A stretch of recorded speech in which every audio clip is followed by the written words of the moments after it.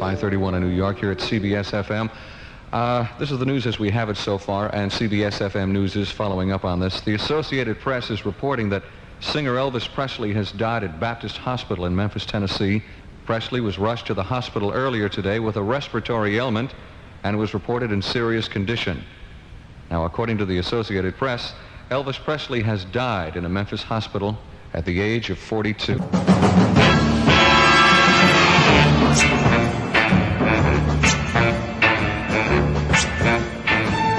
Hello, divers. Welcome to another installment of Mysteries of the Deep. I'm Tom Feeney, podcaster and purveyor of pop culture propaganda. This is the side project of the Deep Dive podcast, where myself and my co-host Manda take a look at some of the more interesting offerings available on streaming media. This week, however, we'll dive headfirst into the details of the final day of the life of a legend. Mysteries of the Deep presents The Day Elvis Died.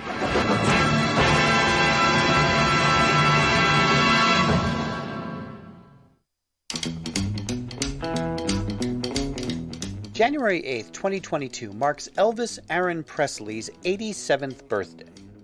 Presley was born in 1935 inside a tiny two-room house in Tupelo, Mississippi. A decidedly unremarkable beginning for someone who would go on to change the world of popular music, if not the world itself.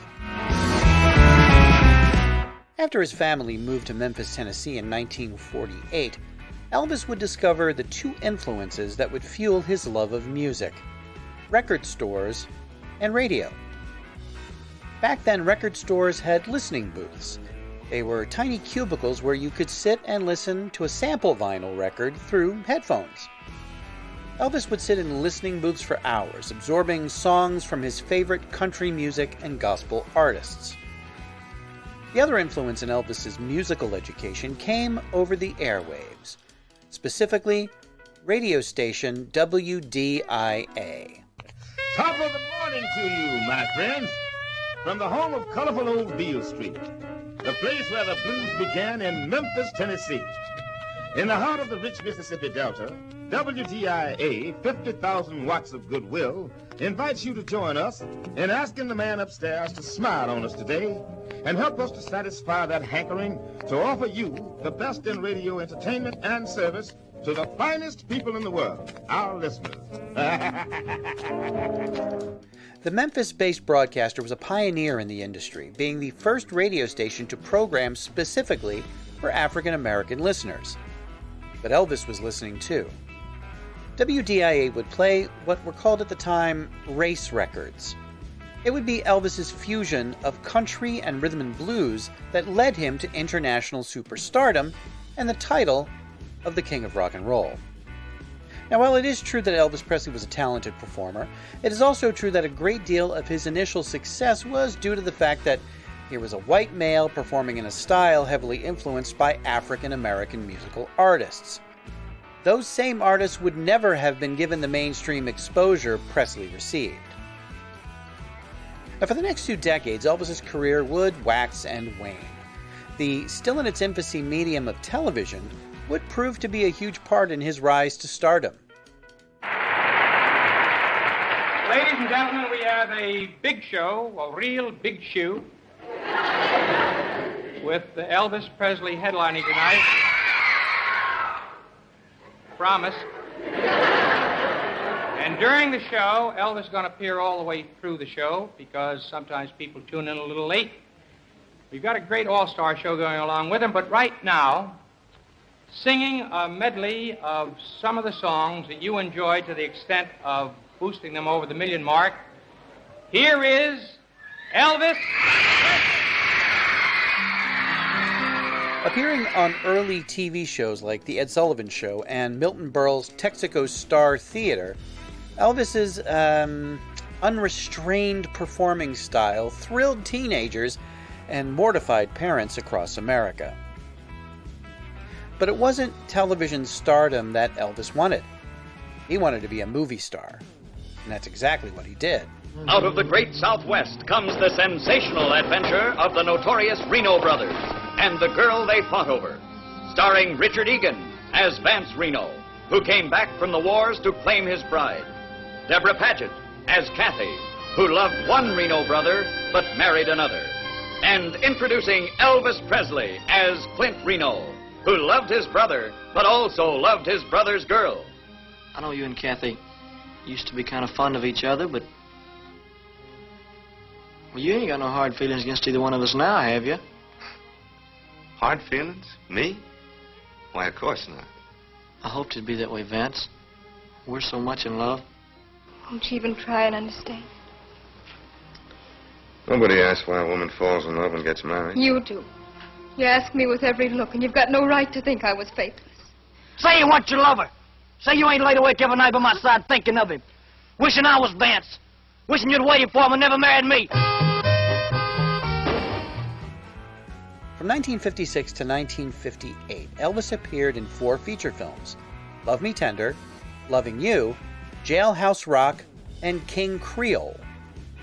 Now, calling Elvis Presley a talented actor would be like calling Bruce Willis a talented singer. But his name on movie marquees was good enough for box office, and having him sing a song or two sold a lot of movie soundtracks. For his final film of the 1950s, King Creole, Presley needed permission from the U.S. government. Why? Well, because Elvis had been drafted into the Army. He got a brief deferment before having to report for duty as an Army private. His management team, including the infamous Colonel Tom Parker, made sure Elvis had plenty of material to release while his star client was serving overseas in Germany. In fact, Private Presley had 10 top 40 hits from 1958 to 1960 when he completed his service.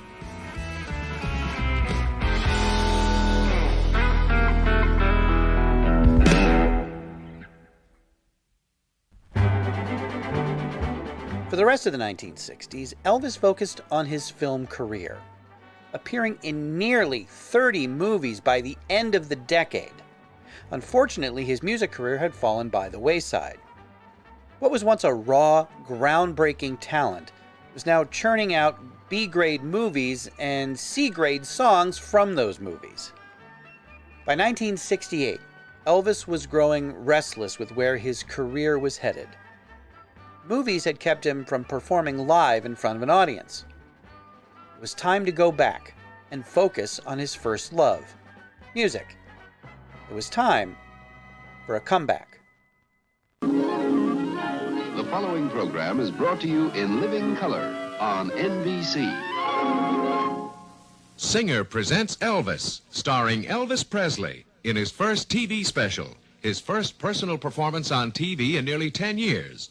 Brought to you by Singer, maker of the world's finest sewing machines and other fine products for home and industry.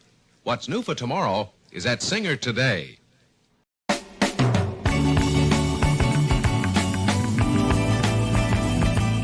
Elvis Presley's 1968 comeback special was a welcome return to the king of old. He showed the world once again why he was still one of the most popular entertainers of all time. And he began recording new material and making the pop charts once again with songs like Kentucky Rain and Suspicious Minds. And shortly after, he began his first long-term performing engagement in Las Vegas. A 4-week run at the International Hotel in their 2,000-plus seat showroom. Elvis spent the first few years of the 1970s touring and releasing new material, both studio recordings and live albums. By the middle of the decade, however, things began spiraling downwards for the king. He and his wife Priscilla were divorced, and his growing addiction to prescription painkillers was taking a huge toll on his health. The constant touring didn't help either. Elvis had also gained a serious amount of weight due to both the excesses he indulged in and the daily cocktail of drugs he was being prescribed. The medications, plus his self-imposed isolation inside his Memphis home, Graceland, also affected his mental health. It seemed the persona that he and others around him had constructed was killing him. To go from living in poverty to becoming the world's first international superstar in just a decade was something Elvis couldn't handle. Who could? And it didn't help that Elvis was surrounded by enablers and yes-men, all too happy to provide him with every indulgence just to stay in his good graces. That template was set for many celebrities to come who rose to fame too far and too fast, only to burn out. On August 16, 1977, the life of Elvis Aaron Presley came to an end. Elvis's final hours are fairly well documented.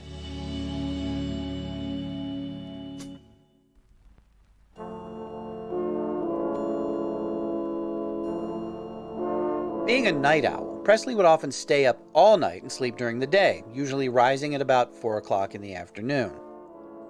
But shortly after midnight on the 16th, Elvis returned home to Graceland from a dentist's appointment.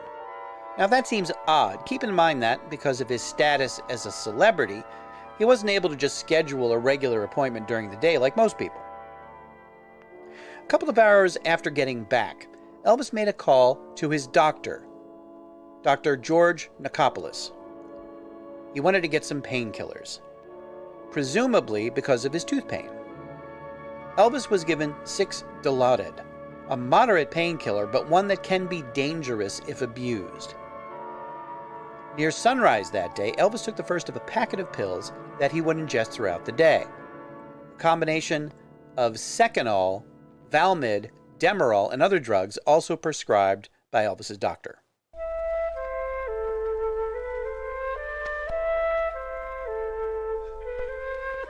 He would take 2 more pill packets over the following 3 hours. Later that morning around 9:30, Elvis, unable to fall asleep, got up to use the bathroom. It was the last time anyone would see him alive. Elvis's then girlfriend, Ginger Alden, woke up around 1:30 p.m. After looking around for him, she discovered him lying on the bathroom floor. Shortly after, an ambulance transported Presley to the Baptist Medical Center in Memphis. At 3:30 p.m., Elvis Presley was pronounced dead, and the media frenzy was about to begin. CBS News. Elvis Presley, king of popular music, is dead at the age of 42. The undisputed king of rock and roll, Elvis Presley, is dead. He died this afternoon here in his adopted hometown of Memphis after apparently collapsing at his South Memphis mansion. And the mayor has ordered all flags in the city to be flown at half-staff. This is Channel 7's Eyewitness News. Tonight with Fahey Flynn, Joel Daly, Bill Frink, Steve Edwards, and a special report by Jay Levine. Elvis Presley is dead at 42, possibly of a heart attack, an autopsy reveals tonight. Memphis, Tennessee is in mourning. Tonight, thousands of fans are reported gathered around his palatial mansion. The Memphis Telephone Company reports total overtaxing of its line. Today, when news breaks, it breaks quickly. With 24-hour news outlets and social media, information comes fast and furious, and in most cases, with little filter. In 1977, you had television, radio, and newspapers. You also had journalists who weren't more interested in getting the story first, they wanted to get it right. That's one reason why many media outlets at the time were cautious about reporting Elvis's death, especially in the Memphis area, where people frequently called in rumors about the king's demise. Once the official confirmation came from Memphis Baptist, the news spread like wildfire. Phone lines were overloaded. Everyone had the same question. How did Elvis die? Heart attack? Overdose? Speculation ran wild. Fans began congregating in huge numbers around Graceland as media outlets from around the country scrambled to book flights to Memphis. Within an hour of the official announcement of Presley's death, the tabloid National Enquirer sent 6 reporters to Memphis and rented an entire floor of a local Holiday Inn to use as a makeshift newsroom. They also brought $50,000 in cash. Why? Well, we'll get to that in a minute. As the evening of August 16th came, the various television network news broadcasts began reporting on the music legend's death. Good evening. Elvis Presley died today. He was 42. Apparently it was a heart attack. He was found at his home in Memphis, not breathing. His road manager tried to revive him. He failed. A hospital tried to revive him. It failed. His doctor pronounced him dead at 3 o'clock this afternoon. The end, at an early age, of one of the two most spectacular careers in the history of American entertainment. The days that followed Elvis Presley's death were filled with grief, shock, and speculation. Many fans simply could not process the fact that one of their idols was gone, and gone so young. Radio stations played days-long Elvis music marathons. The demand for Elvis memorabilia skyrocketed, as did sales of all his record albums. Once the initial frenzy settled down, the question remained, how did Elvis die? The autopsy report has never been released, as it is a private medical record and the property of the Presley family. Also unavailable is the official death certificate, which, under Tennessee law, is kept private for 50 years. Elvis's death certificate will be made public in 2027.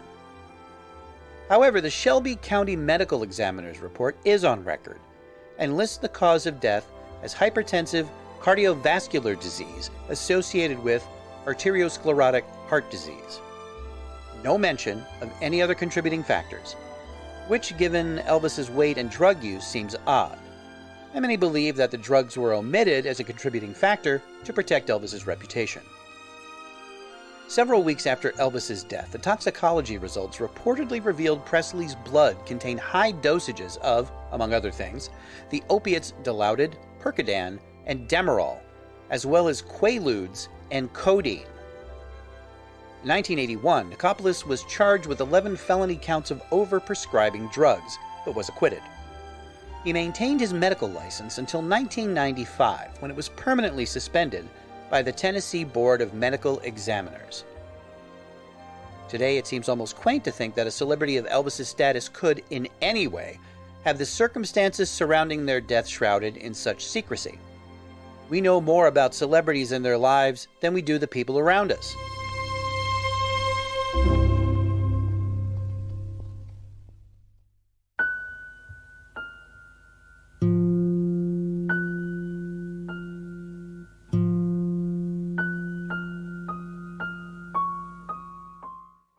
Elvis Presley was one of the, if not the first, real superstar. His death and the controversy surrounding it still fascinate people nearly 50 years after the fact. There are those who don't even accept the fact that Elvis died at all. There's an entire cottage industry around Elvis is alive theories. Books, TV specials, and documentaries disputing the King's death are plentiful. Oh, and what about that $50,000 brought to Memphis by the National Enquirer? Well, that money would be used to pay for information and to get one of the most infamous candid photographs in history. Desperate to get a picture of the King's corpse, the National Enquirer needed someone close to the family in order to get the photo they wanted. They found Elvis's cousin, Bobby Mann. The Enquirer paid Mann $18,000 to get a snapshot of Presley's body in his copper-plated casket. The photograph Mann took would become the most famous cover in the history of the National Enquirer. As much as Elvis may have impacted the world with his music and style, he also made his mark on how we collectively deal with the death of someone who was larger than life.